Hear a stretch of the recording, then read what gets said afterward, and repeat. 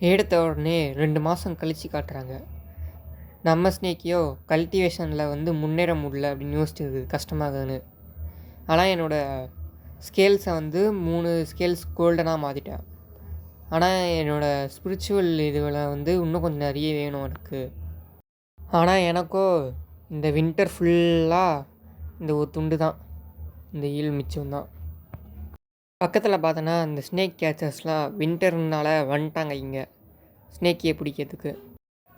சீக்கிரமாக அந்த இதுவை தேடுங்க அப்படின்னு ஸ்னேக் கேச்சரை சொல்லவோ, கவலைப்படாதீங்க, எங்கள் நாய்ங்க இதில் எக்ஸ்பீரியன்ஸ் நிறைய இருக்குது, ஸ்னேக்ஸை ஈஸியாக பிடிச்சிடும்.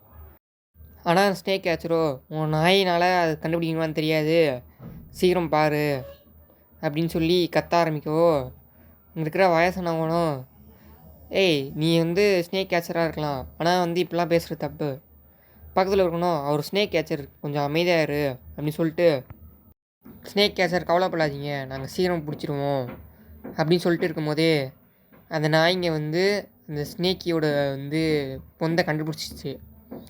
அங்கே இருக்கிறவங்களோ, கண்டுபிடிச்சாச்சு, எங்களுக்கு காசு கொடுங்க அப்படின்னு சொல்லிட்டு இருக்கும்போது ஸ்னேக்கியாக பயந்துட்டுக்குது. ஐயோ என்னை கண்டுபிடிச்சிட்டாங்களா, எப்பட்றா அப்படின்னு யோசிச்சுட்டு இருக்கும்போது இங்கே இருக்கிற அந்த ஸ்னேக் கேச்சரை சொல்கிறான், இது ஸ்னேக் பித்து கிடையாது, இது கரடிக்கு வச்ச பொறி, அங்கே இருக்குது பாரு பெருசாக, அந்தளவுக்கு தான் அந்த ஓல்டு பிளாக் ஸ்னேக் இருக்கும், அதெல்லாம் அந்த பொண்ணு தேடு, அதில் தான் இருக்கும் அப்படின்னு சொல்லிட்டு இருந்தான்.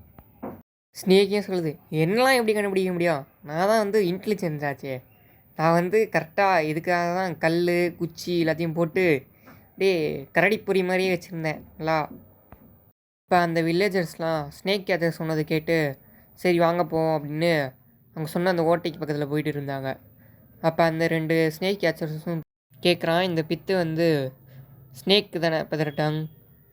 ஆமாம் ஜூனியர் பிரதர், நீ சொல்கிறது கரெக்டு தான், நீ நல்லா ஸ்மார்ட்டாக தான் இருக்கிற, அவங்கள கரடி இதுக்கு நான் வேணும்னு தான் அனுப்புனேன், அவங்கனால வேஸ்ட்டு தான், நம்ம இப்போ காசை நம்மளே எடுத்துக்கலாம், அவங்க சாகட்டும் இந்த கரடி இதுக்கிட்ட போய். இந்த வில்லேஜஸ் அந்த கோயிலுக்கு பக்கத்தில் போயிட்டு, நான் கேள்விப்பட்டுறேன் அந்த ஓல்டு பிளாக் ஸ்னேக் பெருசாக தான் இருக்கும், சில மீட்டருக்கு, ஆனால் இவ்வளோ பெருசாக இருக்குமா, இது ரொம்ப பெருசாக இருக்க மாதிரி தோணுது, இப்போயே நான் போய் அந்த கரடியை எழுப்பிட்டு வரேன், அது 10 நிமிஷத்தில் ஏஞ்சிரும், அவங்க எல்லாம் காலி ஆகிடுவாங்க. ஸ்னேக்கே யோசிக்குது, இந்த மனுஷங்க ரொம்ப மோசமானவங்க, மனுஷனோட மனசு ரொம்ப மோசமானது, ஆனால் இப்போ இதை பற்றி யோசிக்கிற நிலமையில நான் இல்லை, ஏன்னா என் நிலமே கவலைக்கிடமாகுது, ஒருத்தர் மேலே வெயிட் பண்ணுறான் எனக்கு, பேசாமல் அவங்க 2 பேருக்கு முன்னாடி நான் அந்த கரடியை போய் கொண்டுடலாமா, வாய்ப்பே இல்லை, அவங்க என்னையே விட்டுட்டு அந்த டிமானிக் பீரை முதல்ல கொள்ளணுன்னு இருக்கிறாங்க, இதில் நான் போய் கொள்ளுவேண்ணா. அப்போ அங்கே இருக்கிறவனோ பார்த்துட்டு இருக்கும்போதே அங்கே கரடி எழுப்பிவிட போனவனோ வந்துட்டான், 10 நிமிஷத்தில் இன்னும் கரடி வந்துடும், அவங்களாம் சாக போகிறாங்க அப்படின்னு காட்டுறாங்க அந்த குகையை. அந்த குகைக்கு முன்னாடி இருந்தவங்களோ கரடியை துரத்திட்டு இருந்ததை பார்த்து பயந்து ஓடி டீமன் கேச்சர்கிட்ட போவோம், அவங்க காப்பாற்றுவாங்க அப்படின்னு சொல்லி போயிட்டே இருந்தாங்க.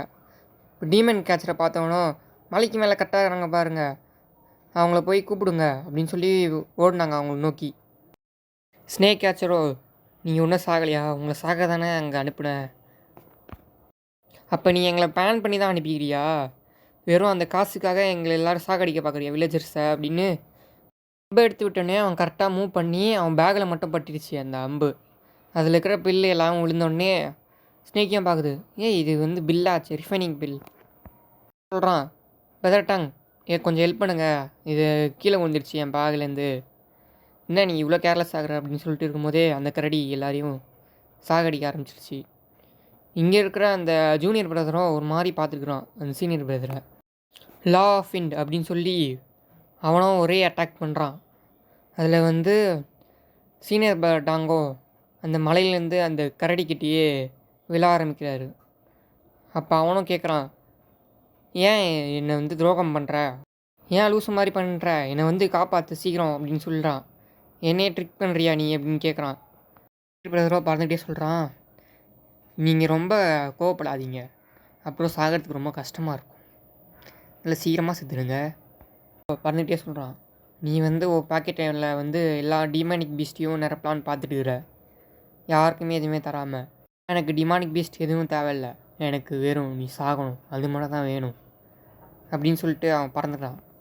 அந்த கரடி கிட்ட வந்து சாகடிக்க வரவோ எக்ஸ்ப்ளோஷன் டாலிஸ்மன்னு ஒரு யூஸ் பண்ணி பெரிய எக்ஸ்ப்ளோஷன் யூஸ் பண்ணுறாரு.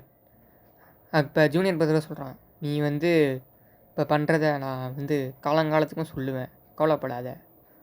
அப்போ நடுவில் ஸ்னேக்கியும் இதான் வாய்ப்புன்னு அங்கே இருந்த ரிஃபைனிங் பில்லை ஒன்று எடுத்து வாயில் லபக்குன்னு ஒரே முழுங்கின உடனே ஸ்னேக்கிக்கு அதிகமான ஸ்பிரிச்சுவல் பவர் கிடச்சி அது ரொம்ப பயங்கரமாக ட்ரான்ஸ்ஃபார்ம் ஆக ஆரம்பிச்சிருச்சு.